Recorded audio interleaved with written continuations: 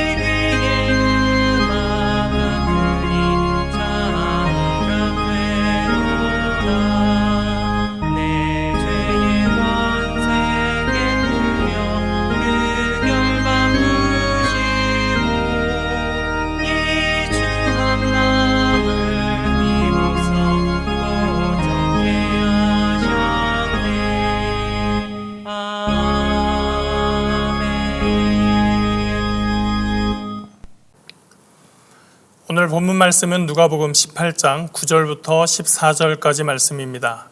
신약성경 126면에 있습니다. 신약성경 126면 누가복음 18장 9절부터 14절까지 말씀입니다. 또 자기를 의롭다고 믿고 다른 사람을 멸시하는 자들에게 이 비유로 말씀하시되 두 사람이 기도하러 성전에 올라가니 하나는 바리새인이요 하나는 세리라.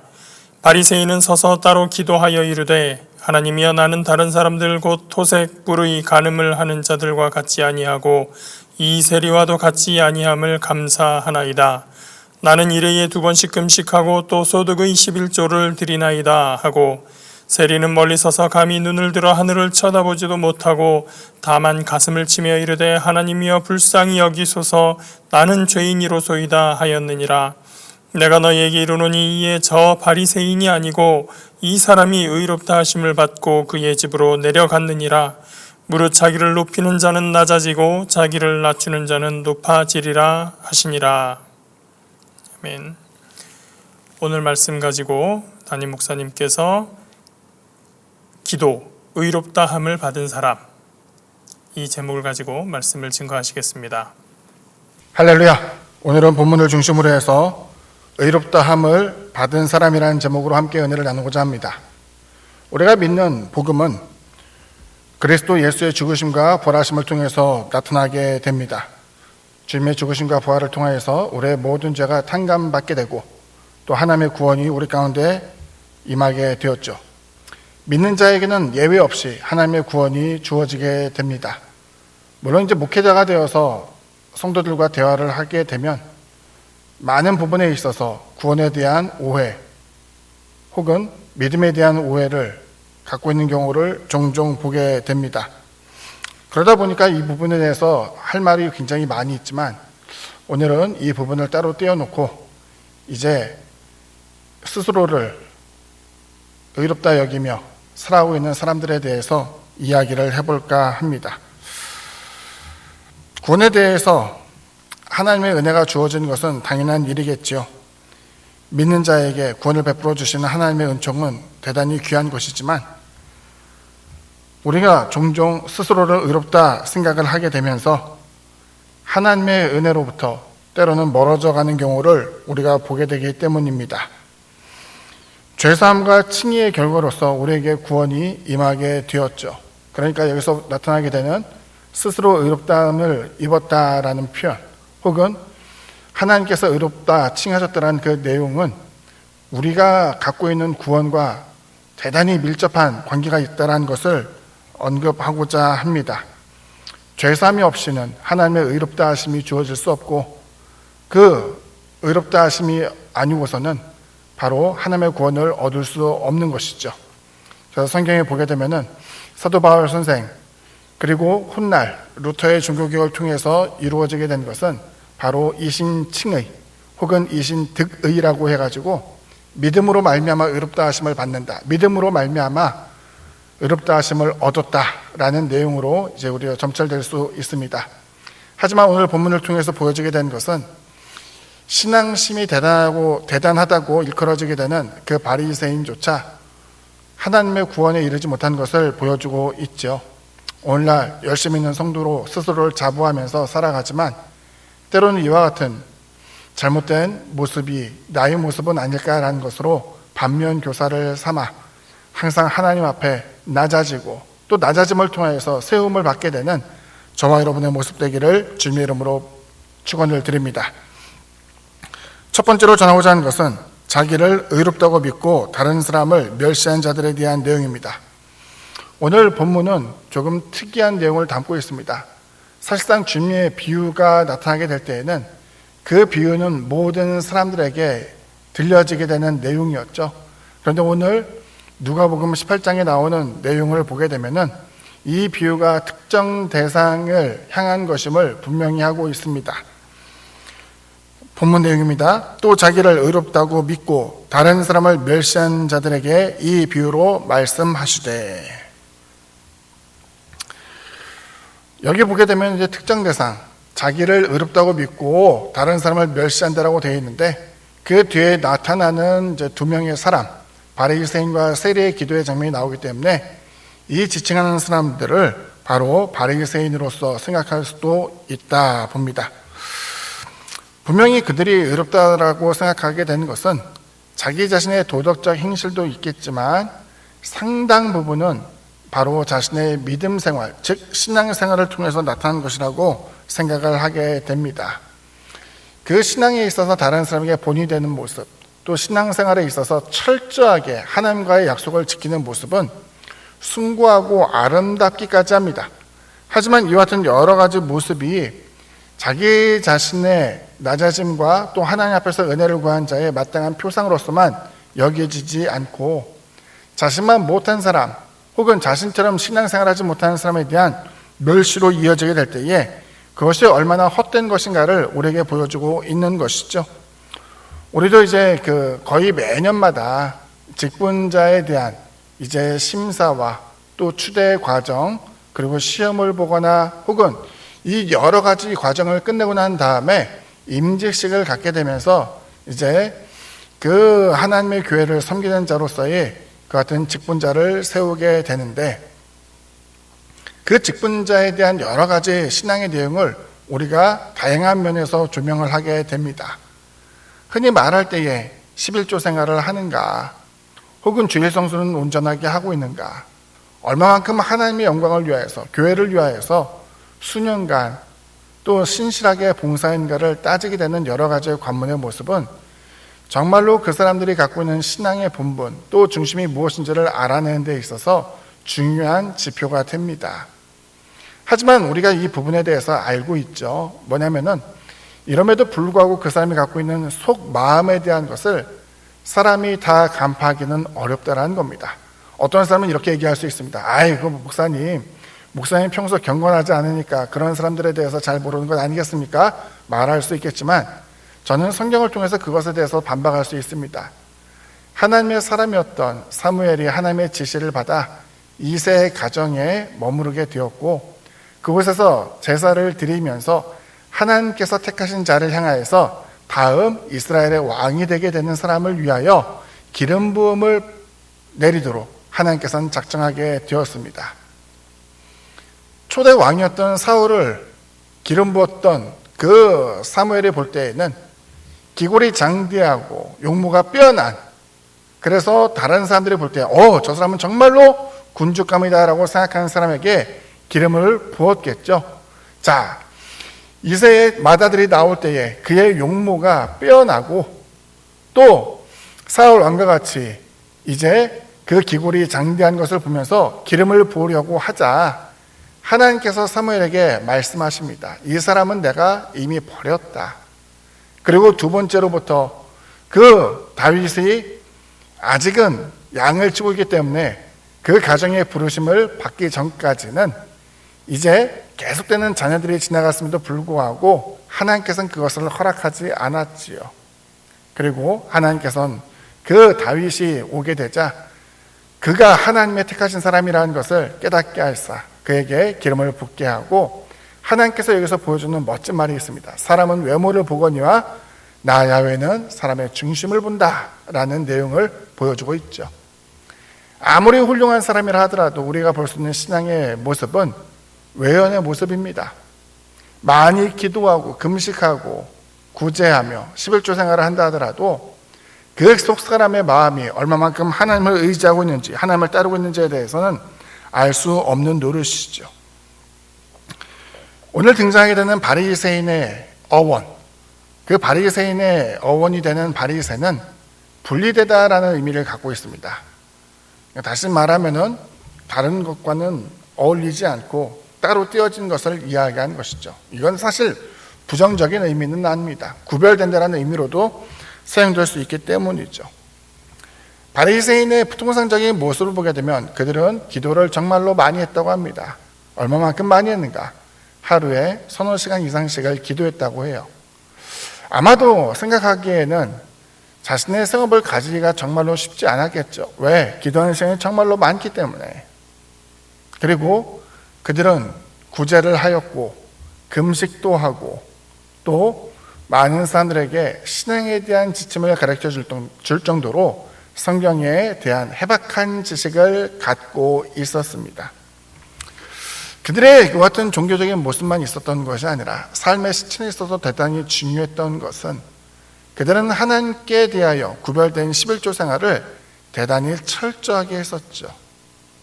마태복음에 보면 주님께서 그들을 비판할 때에 너희들은 소득에 대한 11조뿐만이 아니라 사람이 갖고 있는 향신료를 만들게 되는 조그만 텃밭에 있는 것까지 11조를 요구할 정도로 대단히 철저하며 이러한 소소한 부분에 대해서까지 하나님과에 대한 같은 섬김으로서의 도를 다하려고 애를 쓴 것을 이야기합니다. 하지만 주님의 비판은 그와 같은 11조 생활을 온전하게 했을지라도 하나님께서 원하시는 의로운 삶, 정의에 대한 하나님의 요구는 너희들이 깡그리 무시했기 때문에 하나님께서는 그 부분에 대한 것을 비판하고는 하셨죠.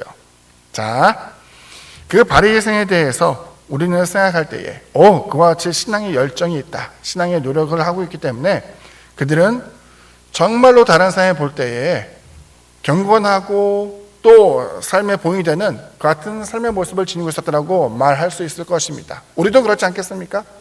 어떠한 재직 혹은 목회자가 다른 사람보다 더 많이 기도하고 더 많이 금식하고 더 많이 구제하며 또 심지어는 더 해박한 말씀을 가르치게 되는데 삶의 여러 가지 모습에 있어서 더욱더 철저하게 사람들에게 본이 되기 위한 삶을 살아가고 있다고 한다면은 누구나 할 것 없이 그 사람은 경건한 사람이라고 말할 수 있을 거라 생각이 됩니다. 특히 당시에는 그 이스라엘 민족이 로마의 압제 가운데 있었기 때문에 그 다른 나라의 식민지 생활을 하게 되면 아무래도 유복한 생활을 할 수가 없겠죠. 삶이 쪼들리는 가난함 속에서도, 삶이 피폐함 속에서도 하나님과의 약속을 지켜 11조 생활을 온전히 했다는 그 부분에 대해서는 바리새인 스스로도 자랑스럽게 여겼던 것이고, 아마도 이것을 자랑스럽게 여길 정도가 되었다고 한다면은 그 당시 대다수의 사람들은 이것을 지키지 못했을 가능성이 커요. 그렇기 때문에 그 바리새인이 갖고 있던 삶의 구별된 모습은 정말로 많은 사람에게 본인이 되고 정말 존경할 만한 요소가 되었을 거라고 생각이 됩니다. 폴 류케르라고 하는 해석학적 현상학을 가리키는 같은 철학가가 있었습니다. 그 사람은 동시에 신학자이기도 했는데 그가 언급한 내용이 굉장히 재미있어요. 바리새인에 대한 표현이었는데, 바리새인들은 꼼꼼하다. 이유가 뭐냐면은 그 이스라엘 민족이 망해서 북왕국 이스라엘은 아수르에, 남왕국 유다는 바벨론에 포로로 끌려가고 나라 없이 그렇게 고된 삶을 살았던 그 이유는 하나님과의 약속을 저버렸기 때문이다 생각하였는데, 그러다 보니까 바리새인들이 늘 생각하는 것은 하나님과의 약속은 어떻게든 지켜야 된다. 그러다 보니까 하나님의 계명 또 하나님의 율법에 대한 것을 세세하게 만들어 놓고 그것을 이제 철칙과도 같이 여겨서 따라야 된다고 생각하는 것이 바리새인들의 꼼꼼함이라고 이야기하죠. 하지만 주님의 표현대로 너희는 그 작은 하루살이는 걸러내면서 오히려 큰 낙타는 통과시켰다라고 표현하는 것처럼 하나님께 드려지는 소소한 율법에 대한 계명을 지킨다라고 이야기하지만 하나님께서 정말로 원하시는 사랑, 박애, 용서, 연약한 자들에 대한 위로와 자비에 대한 것들을 너희가 잃어버렸더라고 주님께서는 비판하고 있었습니다. 이것이 스스로를 의롭다 여기지만 그 계명에서 다른 사람을 비판하고 조롱하였던, 멸시하였던 그 같은 사람들의 모습이었죠. 두 번째로 전하고자 하는 것은 바리새인의 기도와 세리의 기도에 대한 내용입니다. 주님 오늘 본문을 통해서 다음과 같이 말씀하고 있습니다. 두 사람이 기도하러 성전에 올라가니 하나는 바리새인이요 하나는 세리라. 바리새인은 서서 따로 기도하여 이르되 하나님이여 나는 다른 사람들 곧 토색, 불의, 간음을 하는 자들과 같지 아니하고 이 세리와도 같지 아니함을 감사하나이다. 나는 일회에 2번씩 금식하고 또 소득의 11조를 드리나이다 하고, 세리는 멀리 서서 감히 눈을 들어 하늘을 쳐다보지도 못하고 다만 가슴을 치며 이르되 하나님이여 불쌍히 여기소서 나는 죄인으로소이다 하였느니라. 먼저 바리새인에 대해 이야기해 봅니다. 바리새인은 앞서 말한 바와 같이 사람들로부터 존경을 받았고 또 주목을 받는 것에 대해서 대단히 익숙했습니다. 구별된 자라는 의미에서 또 분리된 자라는 표현과 마찬가지로 바리새인의 모습은 사람들에게 주목받는 것을 좋아해서 그런지 몰라도 기도할 때에도 다른 사람과 좀 떨어진 곳에 서서 하나님께 기도를 합니다. 문제는 그가 기도했던 것 자체가 하나님 보시기에 옳지 않았다는 것이죠. 우리는 흔히 얘기할 때, 기도할 때 가장 먼저 기도하는 건 뭐부터 해야 돼요? 그렇죠. 감사라는 표현을 먼저 씁니다. 회개도 그 내용에 들어가 있겠죠. 그리고 하나님께 구하는 것도 있고, 나로 하여금 올바른 삶을 살 수 있도록 지도해달라는 하나님의 도움을 바라는 간구도 그 안에 들어갈 수 있습니다. 그런데 여기서 표현되는 것은 그 바리새인은 기도라는 형식을 쓰게 되었지만 실상은 자기 자랑을 늘어뜨리는 것이었어요. 나는 어떤 사람인가? 토색, 불의, 간음하지 않은 사람입니다. 다시 말하면 나는 세상 가운데 살면서 흉악한 범죄를 저지르지 않은 사람입니다. 나는 얼마나 대단한 사람인가? 하나님 앞에 기도도 할 줄 알고요.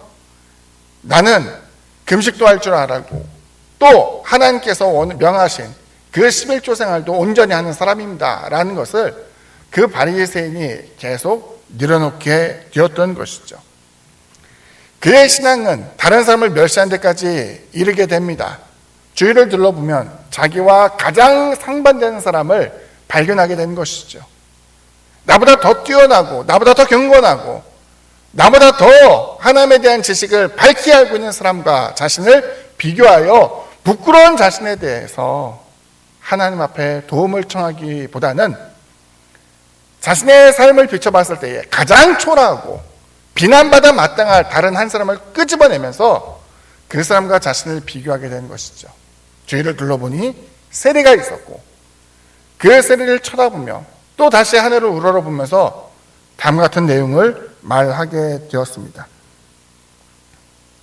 저 세리와 같지 않음을 감사합니다 라고 말하는 것이었죠. 놀랍게도 주님께서는 이와 같은 바리새인이 하나님 앞에 의롭다 하심을 얻지 못했다라고 이야기해요. 이건 굉장한 충격입니다. 기도 많이 했잖아요.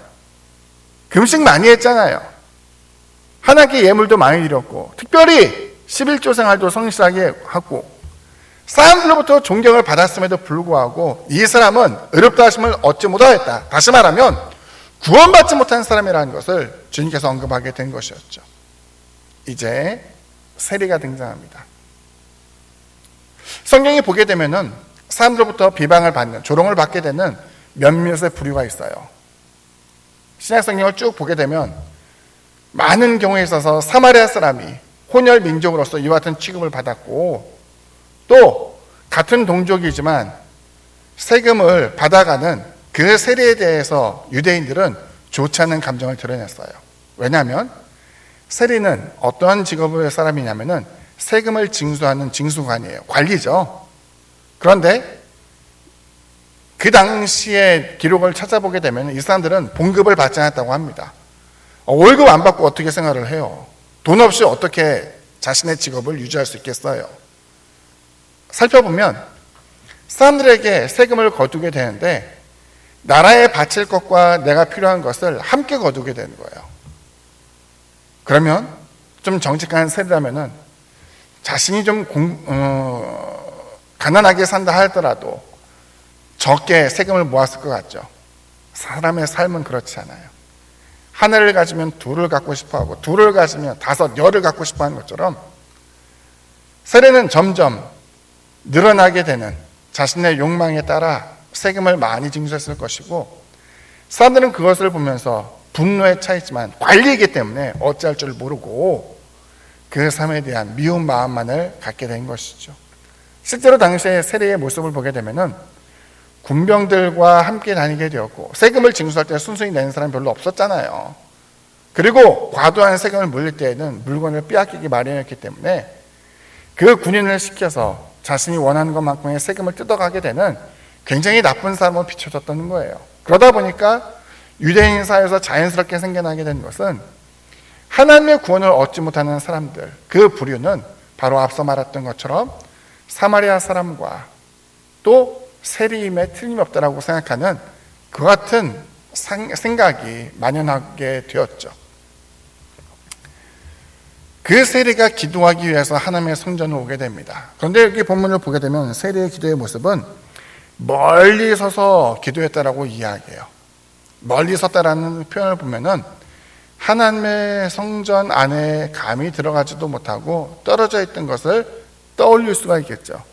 성경에 보게 되면 성막에 대해서 만드는 것이 나오게 되는데, 성막 울타리 바깥쪽은 이방인의 뜰이라고 해서 하나님의 백성으로 회중 안에 들어올 수가 없었어요.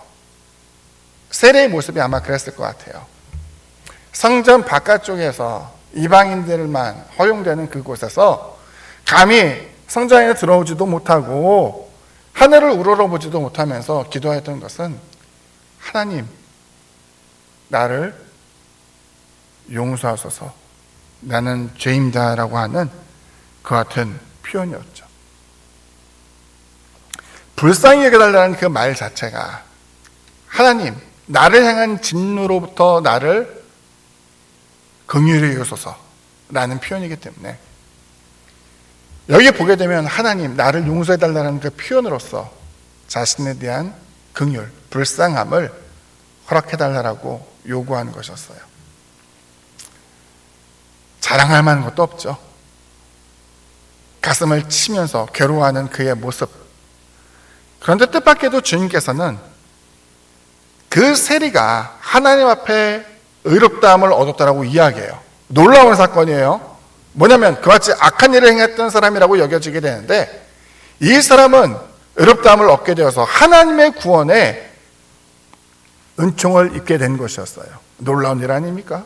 기도도 많이 안 했는데, 말씀도 많이 안 보고, 우리가 볼 때는 봉사나 여러 가지 안 했던 것처럼 보이지만 자기 자신을 낮춰 하나님 앞에 스스로가 죄인임을 자청하게 되었을 때에 오히려 하나님으로부터 구원을 받게 된 그 같은 은총을 입게 된 것을 보여주고 있죠.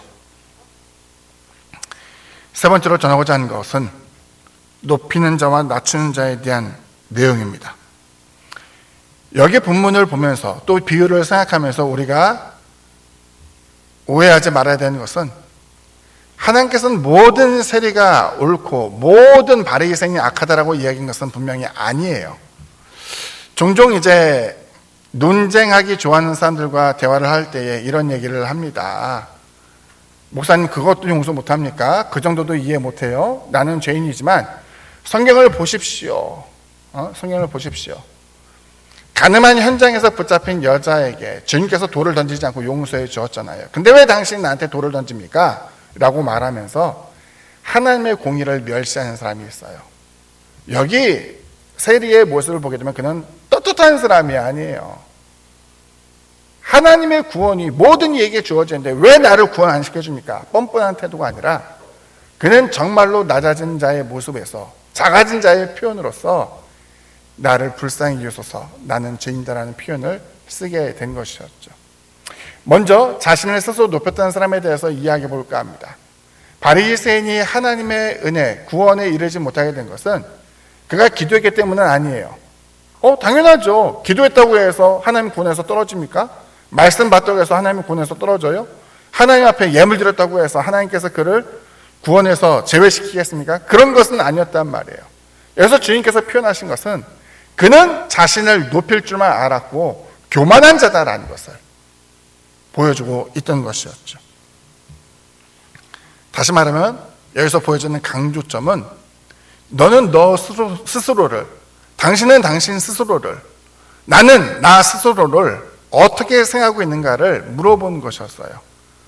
제법 기도도 많이 했어요. 제법 성경에 대해서도 많이 알아요. 하나님 앞에 헌금도 많이 했어요. 내가 보기에는 제법 다른 집사들과 비교해 봤을 때, 다른 직분자와 비교해 봤을 때, 다른 목회자와 비교해 봤을 때 나는 꽤나 훌륭한 사람입니다 라고 말할 수도 있겠죠. 하지만 이것이 교만함의 이유가 될 수는 없어요.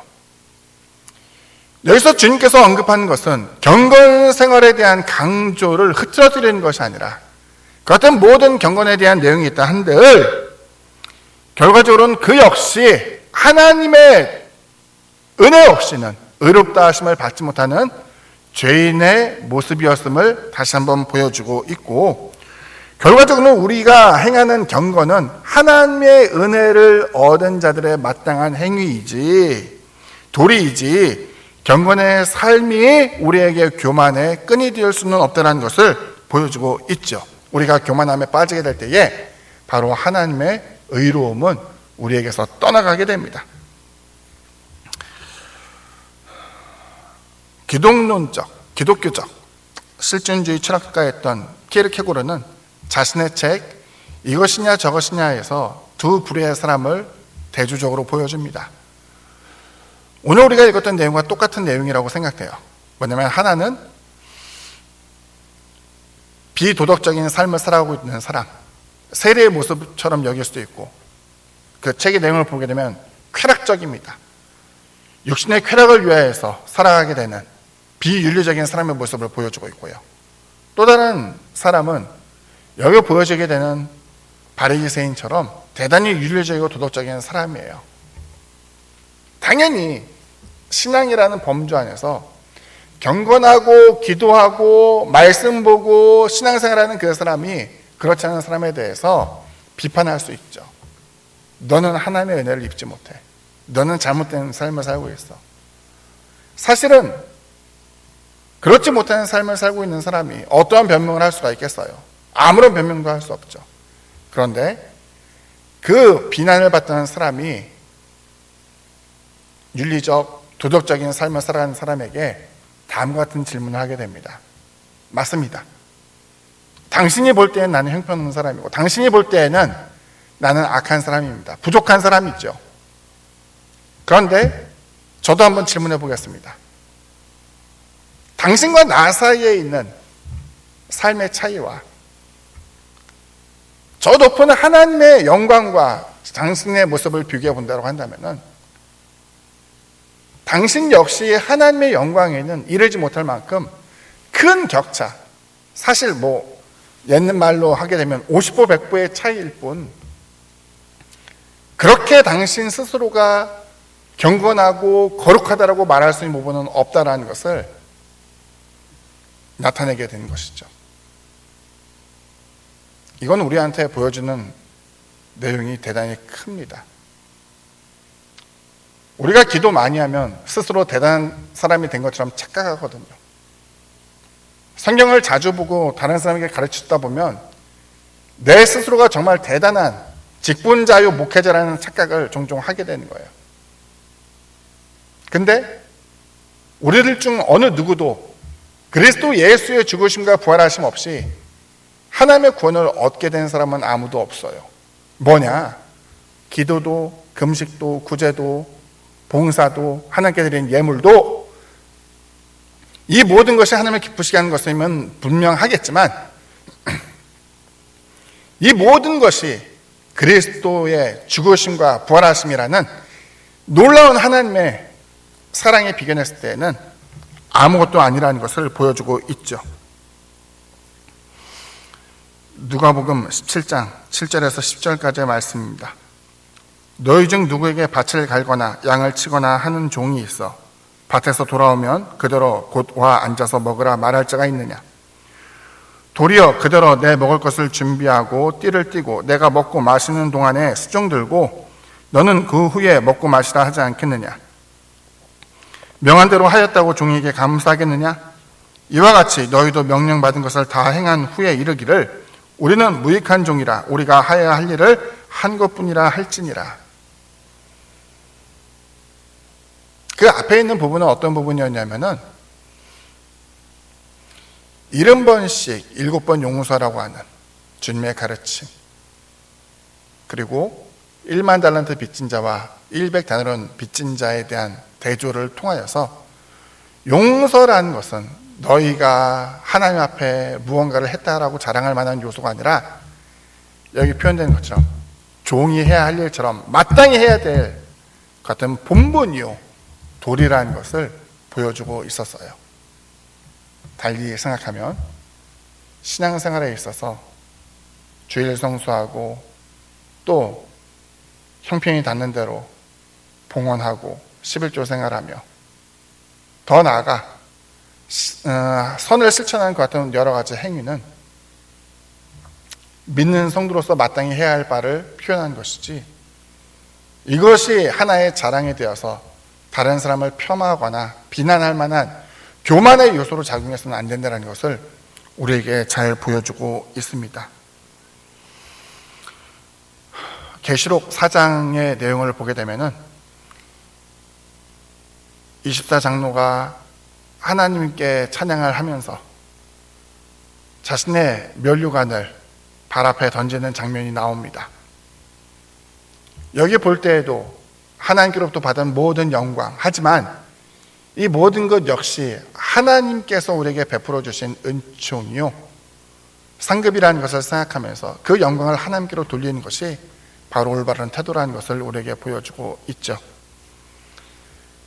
높이는 자와 낮아지는 자, 또 스스로를 높이는 교만한 자와 낮춤으로써 하나님의 은총을 입게 되는 그 같은 겸손한 자의 모습을 통하여서 우리가 어떻게 살아야 할지를 생각하며 또 겸손함으로써 하나님의 의롭다 하심을 잃지 않고 살아가는 저와 여러분 되기를 주님의 이름으로 축원드립니다. 결론을 보고 마칩니다. 신앙의 딜레마, 구원받은 성도이지만 죄인처럼 자신을 낮추며 살아야 한다. 언뜻 이해하기 힘든 부분입니다.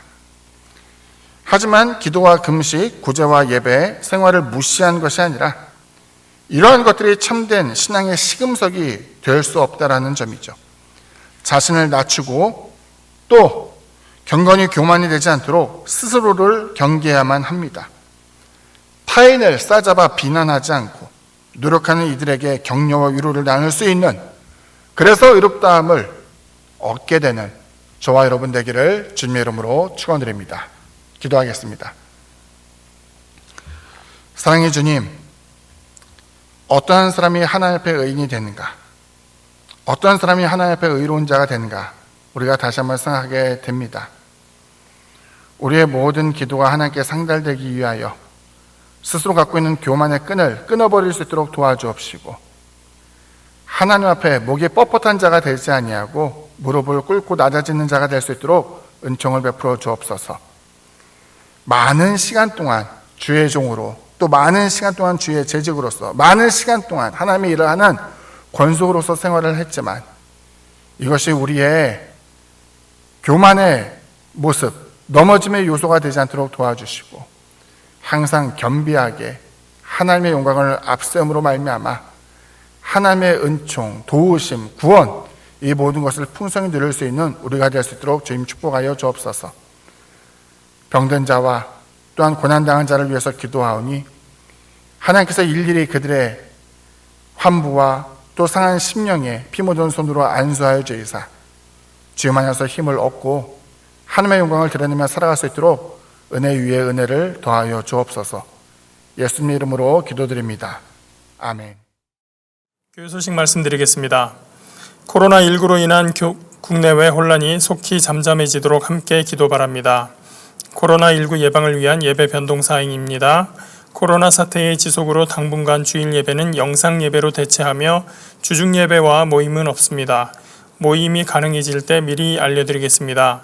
새벽 기도회는 영상으로 드립니다. 월요일부터 금요일 매일 오전 5시입니다. 코로나19 확산 방지를 위해 타교회 예배 참석을 삼가 주시기 바랍니다. 신방 및 교구 예배 등 소그룹 모임을 하지 않습니다. 교회 학교와 여호수아 청년회가 여름 행사를 온라인으로 진행하고 있습니다. 각 부서 교역자에게 문의해 주시기 바랍니다. 온라인 헌금을 희망하시는 분은 주부에 있는 계좌로 보내주시고 헌금을 보내실 때 성명, 교구, 헌금 목적을 기재해 주시기 바랍니다.